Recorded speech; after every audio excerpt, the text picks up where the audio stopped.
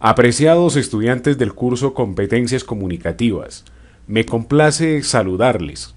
Con el presente video pretendo explicarles en qué consiste y cómo realizar el trabajo de la unidad 2, momento 2, taller 4. Les comparto esta frase. No existen más que dos reglas para escribir: tener algo que decir y decirlo. Por tanto, cuando ya tenemos claro qué es lo que queremos comunicarnos, qué es lo que queremos decirle a la otra persona a través de un medio escrito, pues atrevernos a escribir, sobre todo pues escribir ya textos de manera académica, porque la mejor carta de presentación en el tema escrito de un estudiante de universidad o de un profesional es que tenga una buena ortografía, una buena redacción, una correcta utilización de los signos de puntuación y que lo que escriba se entienda de manera fácil. Centrándonos en la realización de este trabajo, en el trabajo anterior, en el primer punto seleccionamos un tema, que por ejemplo puede ser medio ambiente.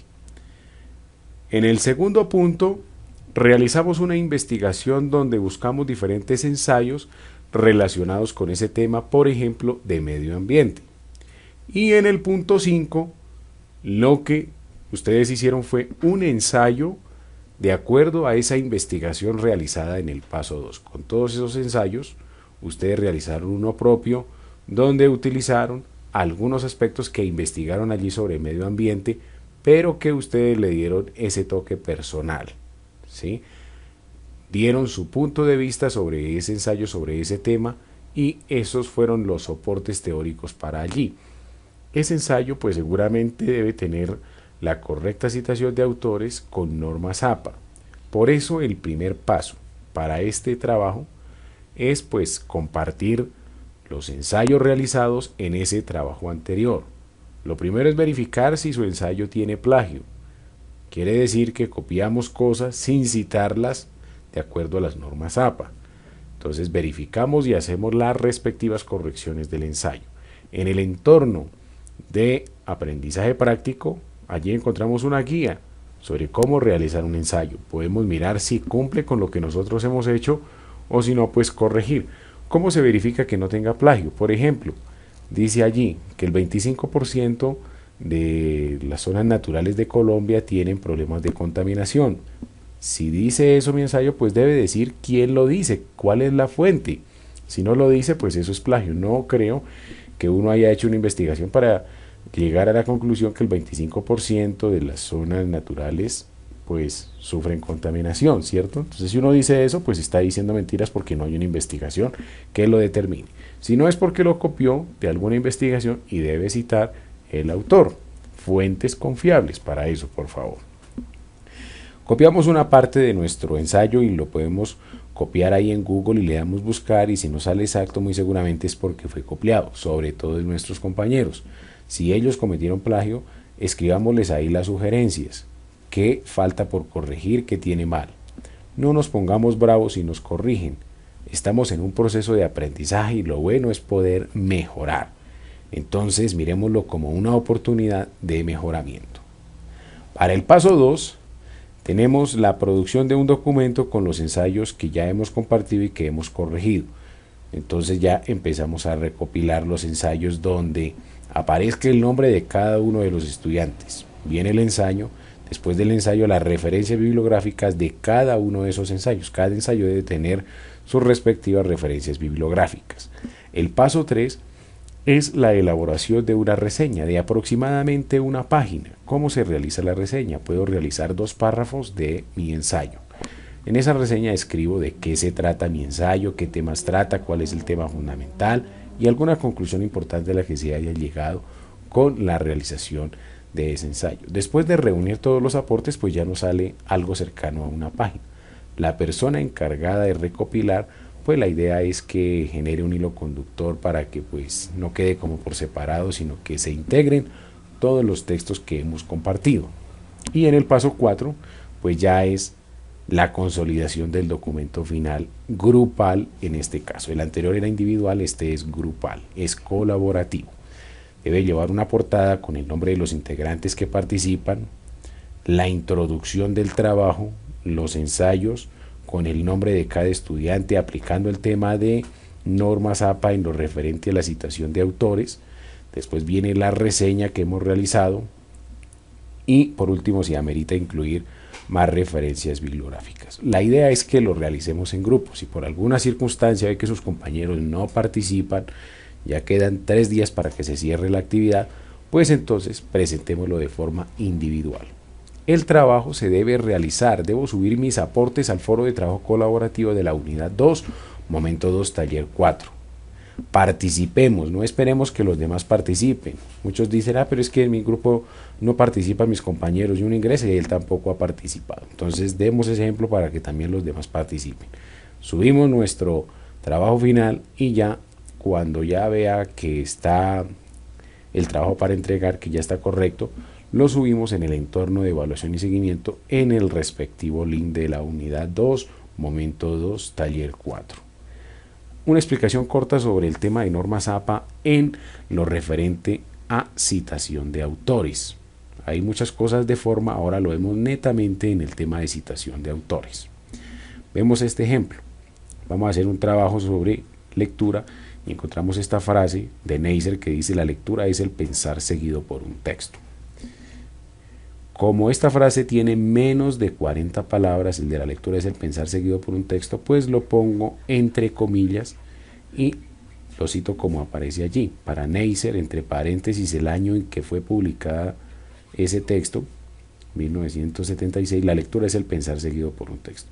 De ahí en adelante puedo continuar con mis propias palabras, cómo abordo esa frase, cómo me da esa sostenibilidad académica para argumentar lo que quiero decir sobre comprensión de lectura, ¿sí? Un ejemplo. Otra forma de citarlo es la que aparece ahí, donde entre comillas ponemos la frase, ¿sí? La lectura es el pensar seguido por un texto, y después entre paréntesis Neisser, que es el apellido del autor, la coma y el año de publicación. Si son más de 6 autores los que tenga un texto, sean Neisser y otros 5, entonces se pone el primer apellido de los autores y después se escribe et al, quiere decir que hay más autores allí. ¿Cómo vamos a saber cuáles son? Pues si acaso sucede eso, en las referencias bibliográficas sí se ponen todos los autores. Cuando la cita tiene más de 40 palabras, no se utiliza, digamos que estos signos de comillas, sino que lo dejamos en un texto aparte con sangría a la derecha y al final simplemente ponemos entre paréntesis Neisser, 1976. Aquí tenemos otro ejemplo ya a través de parafraseo, que es cuando de alguna forma pues lo digo con mis propias palabras, pero que la idea sigue siendo del autor.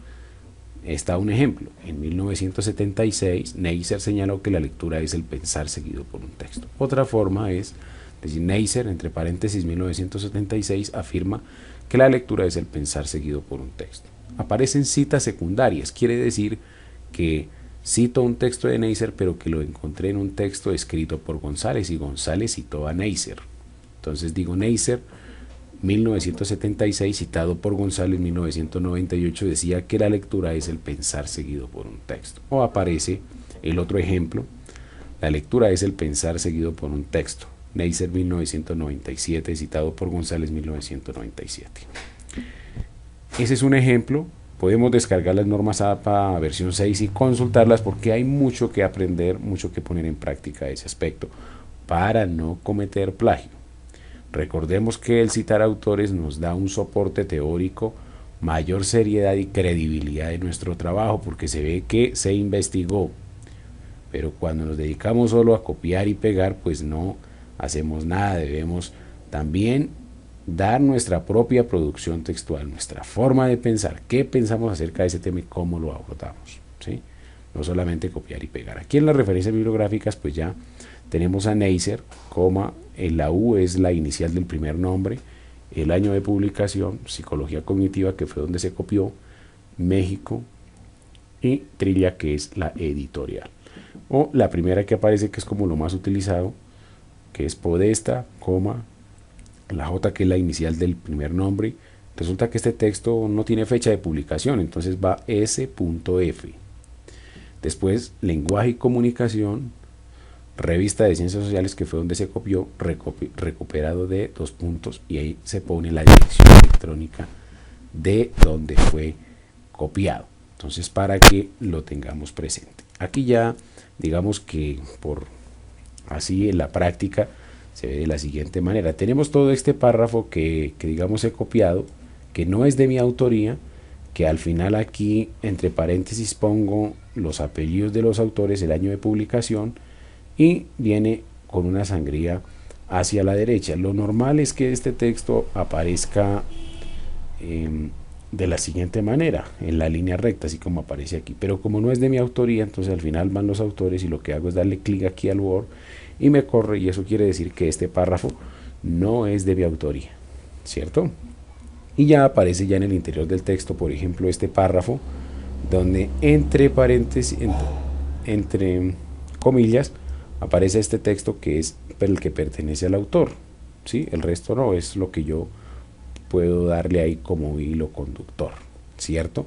O aparece este otro donde estoy todo en explicación con mis propias palabras y después digo que Sombart afirma que el punto de partida de toda actividad económica lo constituyen las necesidades humanas, es decir, su natural necesidad de bienes. Habrán de ser producidos tantos bienes como consuma. Y después ya sigue mi explicación con mis propias palabras. Como vemos, no es un copy-pegue, sino que debe tener un hilo conductor de cómo abordo, por ejemplo, el tema del medio ambiente y utilizo algunos soportes teóricos para ello. Digo medio ambiente porque es el ejemplo que puse anteriormente. Aquí vemos otra forma de citar. Como tiene menos de 40 palabras, ponemos entre comillas. Si tuviera más de 40 palabras, va como está este párrafo aquí. ¿Listo? Esa es una pequeña explicación al respecto. Aquí en el entorno de aprendizaje práctico, aquí aparece una guía, ahí le podemos dar clic acá y nos dice cómo se realiza un ensayo, lo podemos leer con calma. Aquí en aprendizaje colaborativo es donde realizamos el trabajo. Aquí, momento unidad 2, momento 2, taller 4, en el foro de trabajo colaborativo damos clic ahí y aquí responder y subimos nuestros aportes. Ahí es donde realizamos el trabajo. Cuando ya esté listo lo subimos a seguimiento y evaluación aquí en este punto. ¿Listo?